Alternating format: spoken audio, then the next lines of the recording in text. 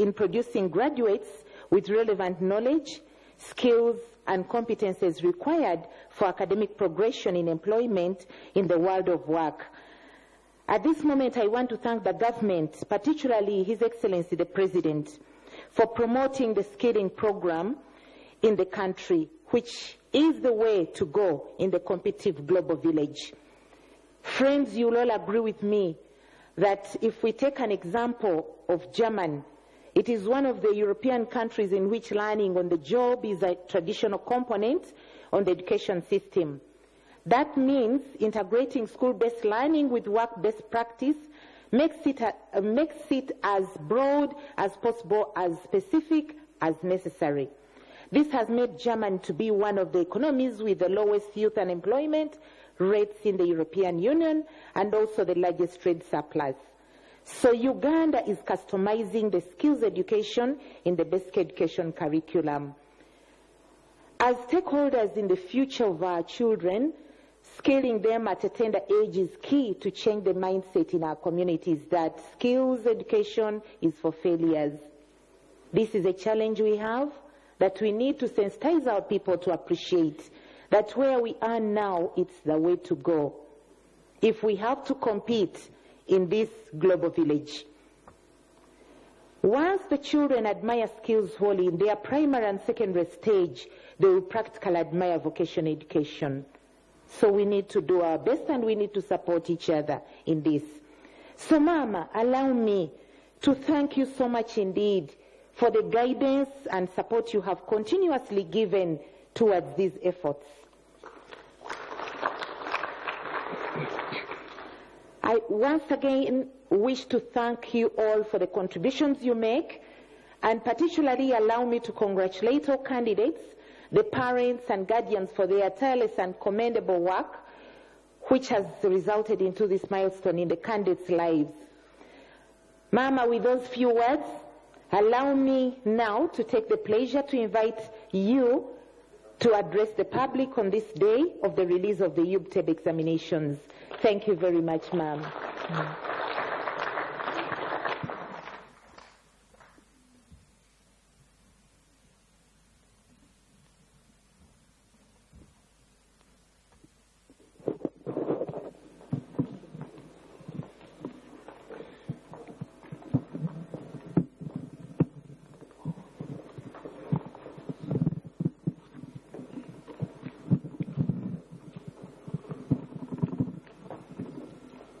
Honorable Ministers of State for Education and Sports, Members of Parliament who are present here with us this morning, the PS for Ministry of Education and Sports and your team, the chairperson and members of the board of UBTEB, representatives of the training institutions who may be here, representatives of the private sector, the Executive Secretary of UBTEB and your staff, members of the press, ladies and gentlemen. Good morning to you all. Now let me take this opportunity to congratulate the board and staff of UBTEB on this occasion of releasing the 2019 end of program examination results for the Uganda Community Polytechnic Certificate and Advanced Craft Certificate. On behalf of the Ministry, I'd like to commend UBTEB for a job well done. Now, as we all appreciate by now, technical and vocational training, education, plays a key role in skilling the technical level human resource that our country needs desperately to develop.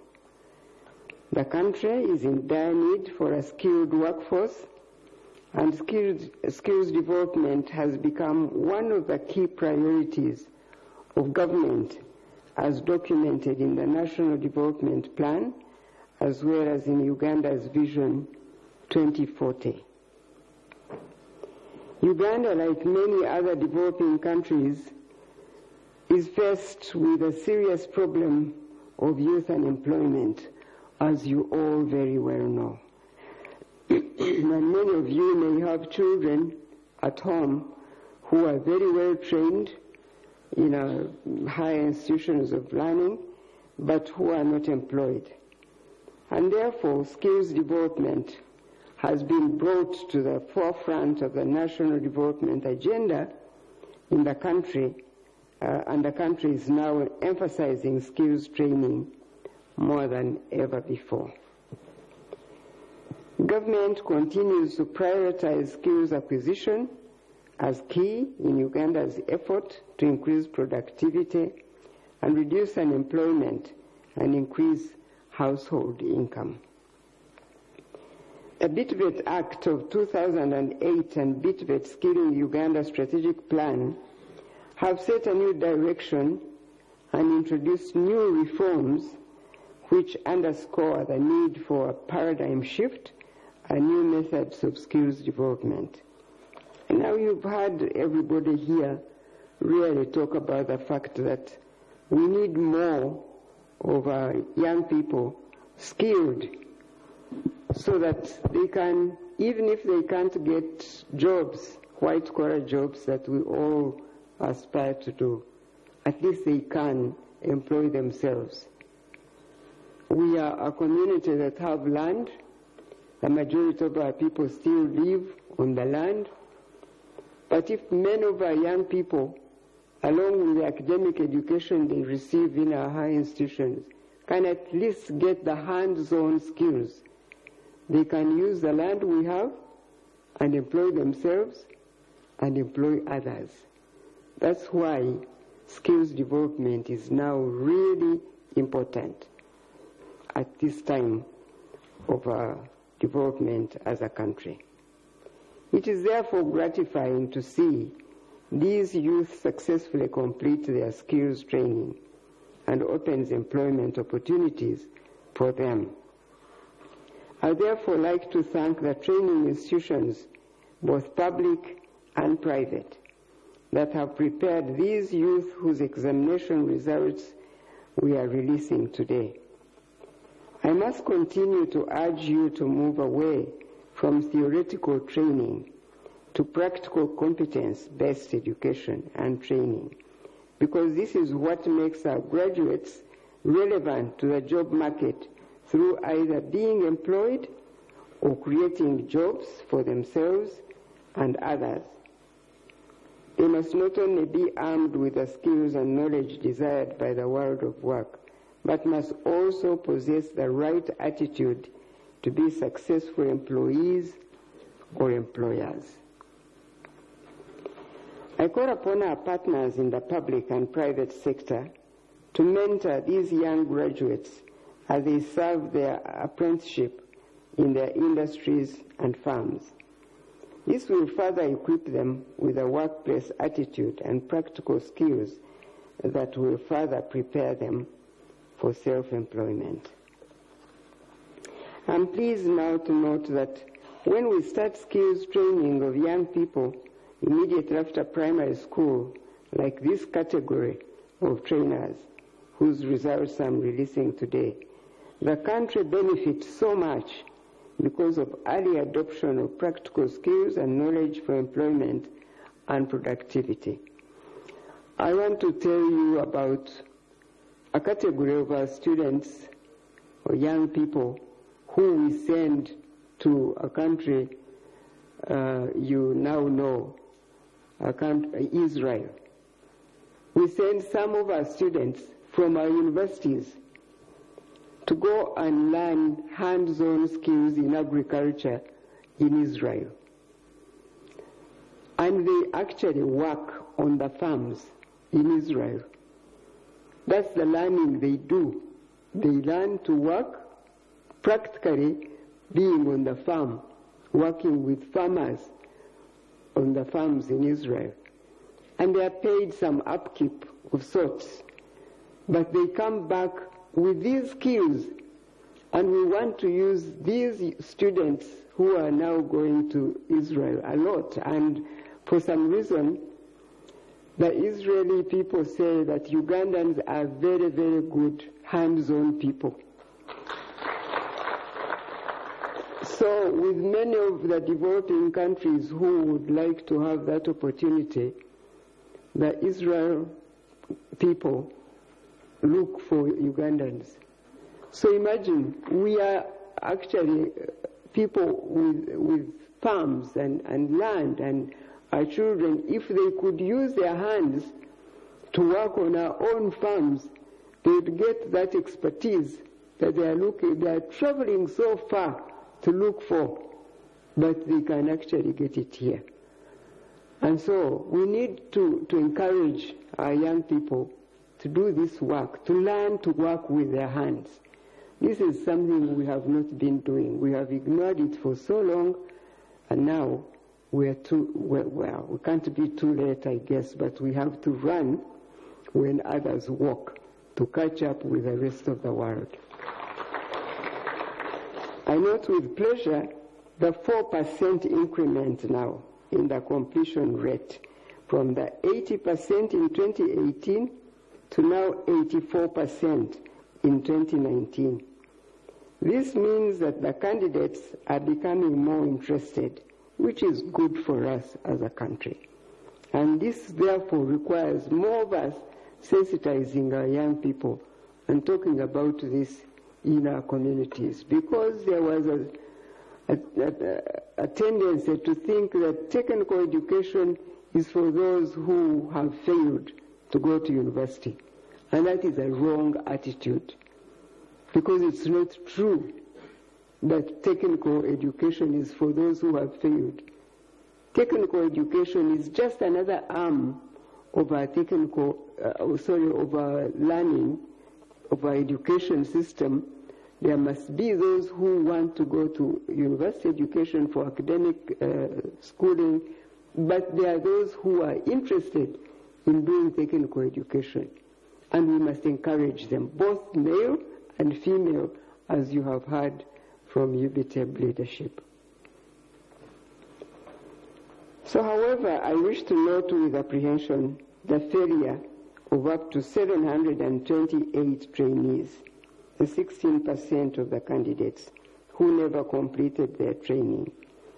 Heads of training institutions should strive to address barriers to completion, including encouraging both the trainees and their sponsors remain focused on the training. Sometimes these are people who just don't think that they have to give it that much more time. They do a bit of training and they run off to use the expertise they received in a very short time. They don't stay on to finish the course. So we need to ensure that they get to learn that technical education is just as much of education as any other. You have to fulfill the course, otherwise you have not really finished the work you were meant to do. So these 728 trainees who did not complete should be encouraged to come back and do that work. Government would not wish to leave any young person behind in skills development, because every individual has a talent that can be nurtured, and our responsibility is to ensure that everyone who aspires to be skilled is given the opportunity and the necessary support to successfully complete. I'm also concerned about the low enrollment of females in some of the courses that are being offered. Our stakeholders should join me in encouraging the girls to go for vocational courses such as motor vehicle mechanics, as you heard, electrical installations, and girls do very well whatever they put their hands to do. So if they, and you know that we have some female mechanics already in our society. So we should encourage more of them to go into these courses and other trainings. It is a wonderful thing to groom potential engineers and technicians who are female at this early stage. I therefore advise the training institutions, in collaboration with the BITVET department, to make deliberate effort to admit females on public resources for both Uganda Community Polytechnic Certificate and National Certificate as an affirmative action. In the same spirit, I encourage the employers to employ female skilled artisans and technicians. Giving them a chance to contribute to the production system will inspire more females to enroll for the vocational and technical training. I have taken note of the poor performance in mathematics, again, and English. Yet mathematics is the mode of communication in the technical and vocational trades, while English is a language of socialization for technicians. These vital subjects must be emphasized in the training. Therefore, we need to strengthen the capacity of instructors to deliver and apply relevant communication and mathematics for technical and vocational trades. I think we're challenged here to perhaps put up more libraries in the country, both in urban centers and in rural areas, for our young people to find books to read wherever they live, so that they can improve their English. But on mathematics, I think we need to ensure that our teachers really take the trouble to train more so that they can help our learners to excel in mathematics and then in technical and vocational trades. I'm happy that there were no reported cases of examination malpractice during the conduct of these examinations, but I guess that this also says something about practical learning. It is not easy to cheat in practical work. I think it is not so easy. There may be some ways of doing malpractices, but it's not easy. I therefore commend UBTEB to the measures put in place to curb this vice, because the assessors can be the ones who may do the malpractice in this area, but I don't know about the learners. And also for the special arrangements put in place to effectively manage candidates with special needs. So I thank you for the efficiency and commitment with which you have conducted and processed these examination results in a timely manner, thus enabling these youths to join the world of work immediately after training. Once again, I congratulate all the candidates who have successfully completed their courses and urge those that have not made it this time to try once again.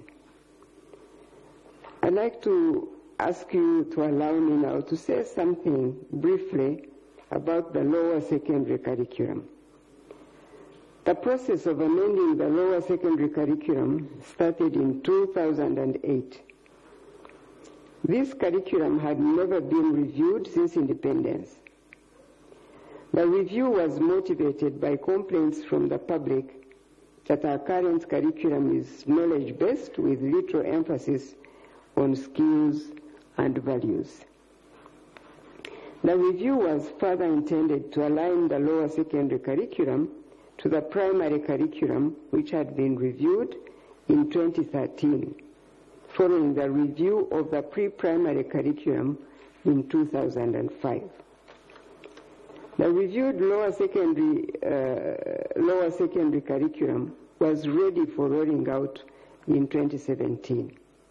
However, following stakeholder consultations in December 2016, the Ministry was advised to revisit the packaging from learning areas back to subjects and to make further consultations on the curriculum menu. The Ministry held consultations with the following stakeholders, among others: the academia, members of the Committee of Parliament on Education, publishers, teachers, Uganda Secondary Head Teachers Association, members of UNATU, sections of parents, representatives from the religious institutions, and representatives from the cultural institutions. All these people had an opportunity to hear something about the new lower secondary curriculum that we're trying to roll out at this moment. And we were concerned at the sector level to ensure that we really give an opportunity to as many people in public to have an opportunity to discuss our new curriculum as possible. And we tried, and we did. So, at the end of these consultations, the ministry came up with a new lower secondary curriculum menu and a competence-based design. The ministry embarked on unpacking of the curriculum in 2017. The new curriculum aimed at a holistic education for personal and national development. The review, therefore, envisions to produce a secondary school graduate with employable skills that are competitive in the job market. At the end of the cycle, the student should come out competitive to go into the job market. This curriculum aims at producing learners who are self-assured, who are responsible and patriotic citizens, lifelong learners, and positive contributors to society. The curriculum was finally approved by Cabinet in 2019. Since that time, the ministry has been preparing for the rollout. The ministry has so far developed and distributed the curriculum framework and syllabuses for all the 21 subjects to all secondary schools in Uganda. Textbook specifications and exemplar textbook prototypes were submitted to publishers to guide them in writing of textbooks, and the publishers are writing the required textbooks for learners. In the meantime, we have developed textbook prototypes and their respective teachers' guides for use. The ministry also trained master trainers who are currently training the teachers of Senior 1, which you have heard that it is ongoing across the country. We have heard the concerns raised by our honorable members of parliament regarding the rollout of the lower secondary curriculum, and we plan to present this matter to Cabinet for guidance of the sector so that we know now how to go.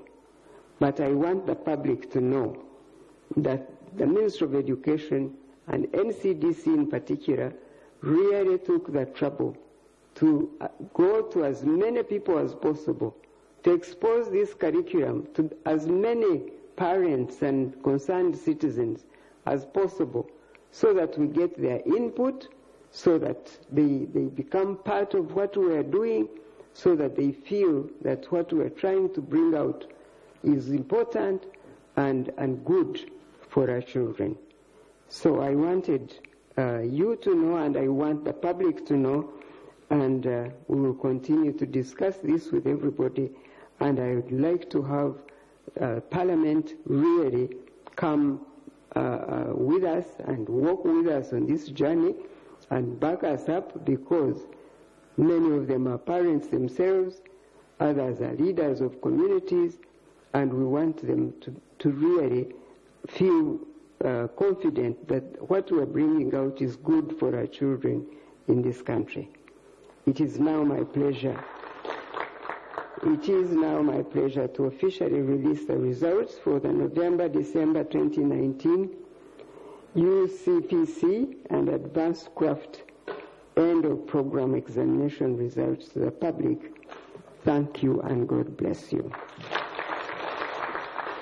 Yes, once again,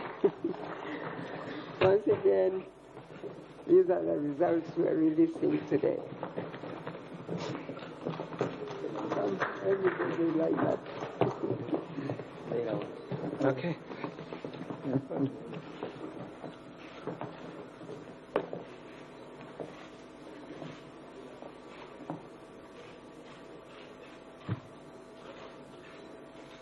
Okay. Thank you.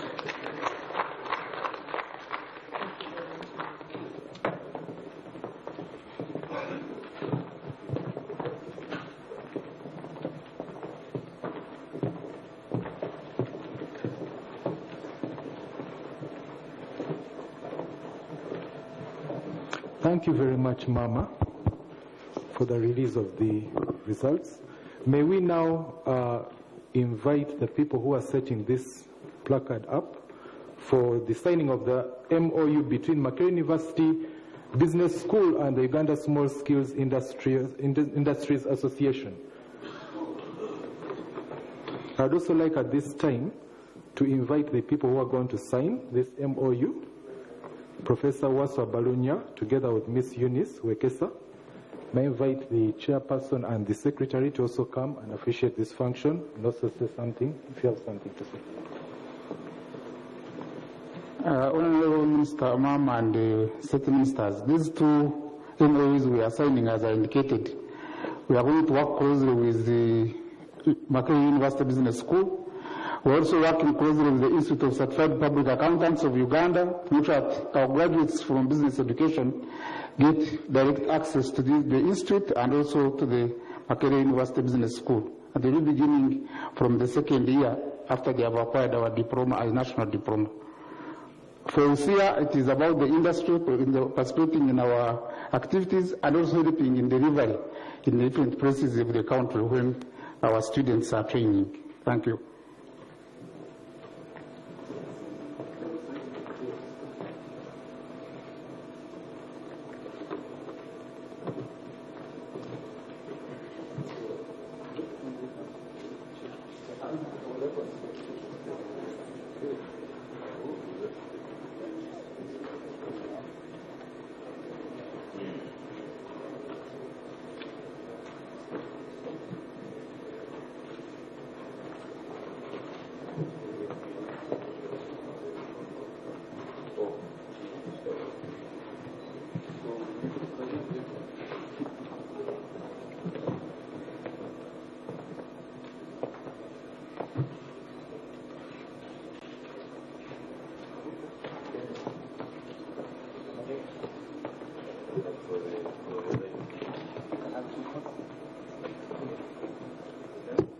Can come together for a group photo now.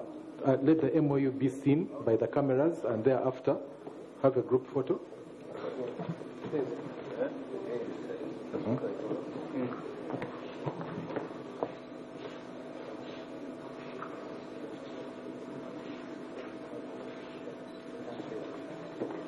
Now the next one.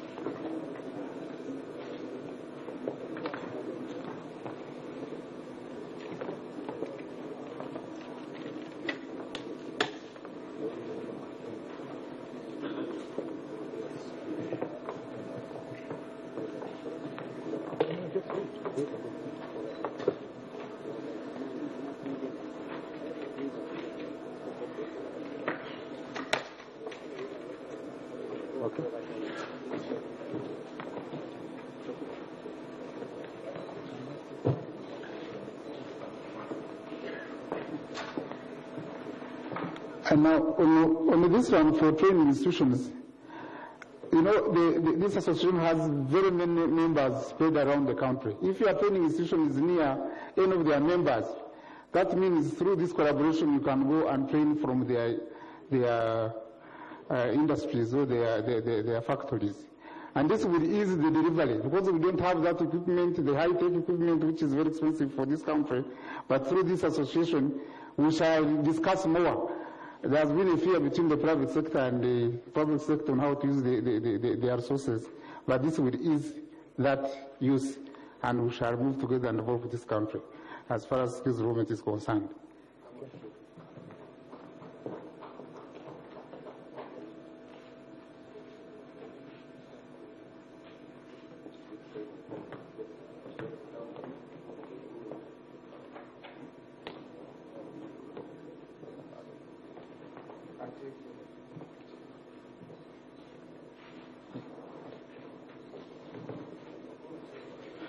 Thank you very much.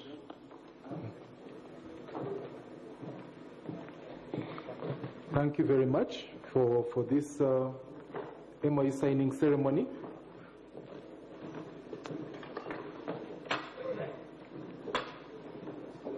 I'm going to wind up. We're winding up now. We've come to the end of this function. May I now invite us to stand for the anthems.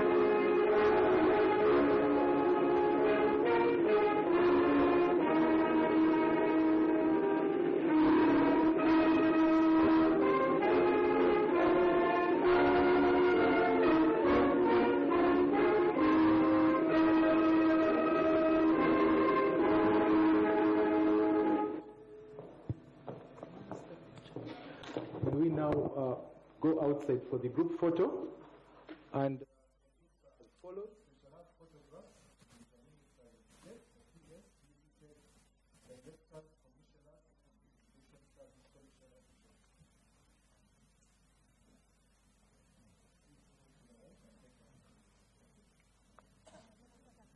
Students, may you please also join the people who are going to have the photo? Here are the members of Parliament.